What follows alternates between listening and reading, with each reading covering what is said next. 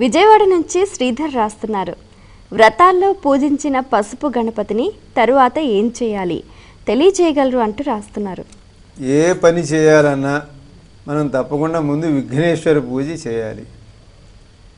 అది చేసిన తర్వాతనే మిగతాది ఏ వ్రతమైనా ఏ యజ్ఞమైనా యాగమైనా దేనికైనా విఘ్నేశ్వర పూజతో ప్రారంభించాలి. ఇటువంటి సందర్భంలో విఘ్నేశ్వరుని అనేక రూపాల్లో పూజించవచ్చు. మన గణపత్యం మార్గంలో చూసినట్లయితే అనేక రకాలైన రత్న గణపతి, అట్లాగే మరకత గణపతి, ఇట్లా అనేక రకాలైన శిలారూపాల్లో ఉండేటువంటి గణపతి, అనేక రకాలైనటువంటి గణపతుల యొక్క పూజా విధానం ఉన్నది. అయితే హరిద్రా గణపతి అంటాం. పసుపు గణపతిని హరిద్రా గణపతి. వెంటనే పసుపు ముద్ద చేసి అందులోకి స్వామివారిని ఆవాహింపజేసి చకచక షోడశోపచార పూజలతోటి స్వామివారిని పూజించి ఆయనకు ఒక చిన్న బెల్లం ముక్క నైవేద్యం పెట్టేసి మేము చేసే పూజకి నువ్వు ఏ రకమైన విఘ్నాలు లేకుండా చేయని పెద్ద పని ఆయనకి అప్పచెబుతాం. చిన్న పూజతో ఆయన సంతోషపెడతాం మనం. కాబట్టి హరిద్రా రూపంగా ఉండేటువంటి గణపతి యొక్క ప్రయోజనం ఏంటంటే మనకు క్షేమాన్ని కలిగించడం, విఘ్నములు లేకుండా చేయటం.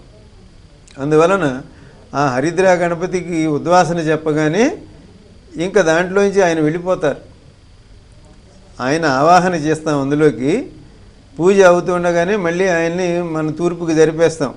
తమలపాకులో పెట్టినటువంటి స్వామివారిని మళ్ళీ పునరాగమనాయచ, మళ్ళీ ఈసారి పీల్చినప్పుడు రా ఇప్పుడు వెళ్ళిపో అంటాం. అప్పుడు అది మళ్ళీ మామూలు పసుపు ముద్ద అయిపోతుంది.